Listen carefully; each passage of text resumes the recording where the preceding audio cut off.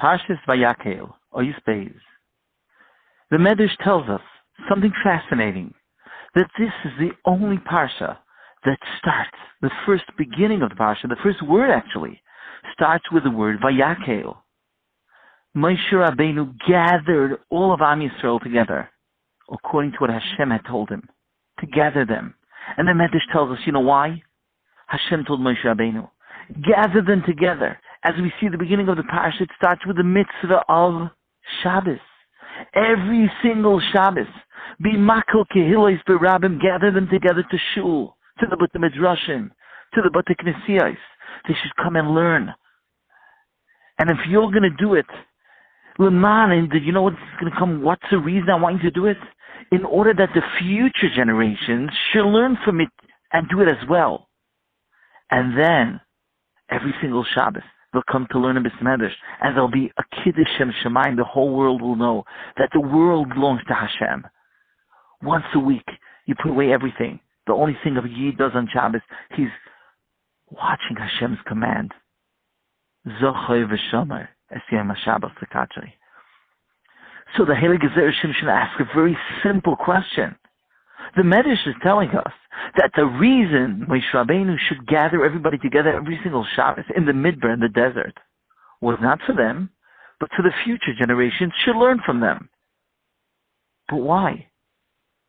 Wouldn't it be sufficient for them themselves? Wasn't it enough a reason? Moshe Rabbeinu should take them together, gather those in the Midbar every single Shabbos, that they should all come to shul and learn together and be Mekadosh Shem Shemayim Barabim, to show Shabbos is a day that we're thinking about Hashem the entire day. Listen, Zuk the Heilige Zera Shimshon, beautiful. We're talking about the Yidden of the Midbar. We're talking about the Yidden of the desert. They had no worries at all. They had no work to do. The clothes were ironed and washed, and the shoes grew together with them. They had whatever they needed. Food, man coming down from Shemayim. They had everything. And therefore, for them, they didn't need Shabbos in order to gather together. They were anyways the whole week learning together. And therefore, the whole reason that they got them together every Shabbos was in order that the future generations should once a week, being so busy with all the work, once a week, put everything away and come to shul, come to learn, and then it'll be a Kiddush Shem Shemayim. But in the desert, there was no need for it. And there was no way to really show it. And then he adds something unbelievable. He says, and even more than that. In the Mon, they actually did have one thing that never in history was it repeated. Every single Shabbos. Everybody in the Midbar, in the desert, and the entire world knew that one day a week, the man doesn't fall. There's no man on Shabbos. And that was the greatest Kiddush Hashem, that Hashem is the boss of the world, that every single Shabbos, no food comes down.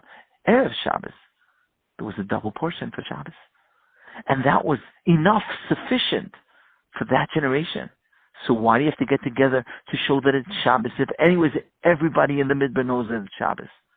It's only that the future generation should learn from them, their parents, grandparents, forefathers, years back until today.